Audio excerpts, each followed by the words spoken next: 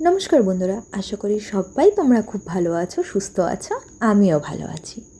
বেশ কিছুদিন আগে আমি একটা সিন্ড্রেলা কেকের ছবি ফেসবুকে পোস্ট করেছিলাম। আজ সেই কেকেরই মেকিং ভিডিওটা তোমাদের সাথে শেয়ার করছি। তো এখানে আমি একটা বাটির মধ্যে কিছুটা হুইপড ক্রিম নিয়ে নিয়েছি, যেটাকে ভালো করে বিট করে নেবার পর তার মধ্যে কিছুটা ভ্যানিলা এসেন্স দিয়ে আবারও বিট করে নিচ্ছি, কারণ কেকটা ছিল ভ্যানিলা ফ্লেভারের এবং কেকটা ছিল এগলেস কেক। কেকটা তিয়াশা, মানে আমার ছোটোবেলার বন্ধু, ও ওর মেয়ের জন্মদিন উপলক্ষে আমার কাছে অর্ডার করেছিল।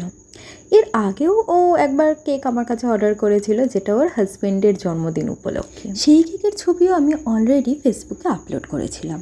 তো যাই হোক, এখানে আমি কেকটা স্লাইস করে কেটে নিচ্ছিলাম, আর এই কেকটা ছিল একটা 1.5 পাউন্ডের ভ্যানিলা ফ্লেভারের কেক। তো এখানে আমি বেসের মধ্যে কিছুটা প্রথমে ক্রিম দিয়ে সেটাকে ভালো করে স্প্রেড করে ওর মধ্যে স্টেপ বাই স্টেপ স্পঞ্জগুলোকে বসাচ্ছিলাম।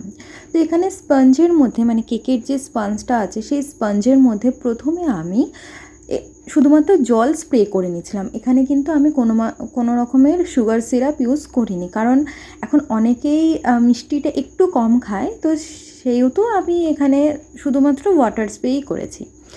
আর এখানে যে ক্রিমগুলো আমি দিচ্ছি, ক্রিমের ওপর তোমরা ভালোভাবে দেখতেই পাবে, আমি কিন্তু বেশ বেশি করেই হোয়াইট চকো চিপস দিচ্ছি, কারণ ভ্যানিলা ফ্লেভারের কেকের মধ্যে যদি একটু করে হোয়াইট চকো চিপস দেওয়া যায় তাহলে খেতে খুব ভালো লাগে। আর যেহেতু এটা বাচ্চার জন্মদিনের অনুষ্ঠানের জন্য ছিল, তো ওই জন্য আমি আর একটু বেশি করে চকো চিপস দিয়েছিলাম।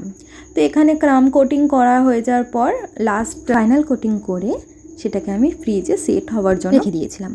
তারপর সেটাকে বার করে এর মধ্যে আমি সিন্ডারেলা ডলটা আটকে দিয়েছিলাম, আর তার সঙ্গে নজল দিয়ে আমি কিছু ছোটো ছোটো রোজও করে দিয়েছিলাম।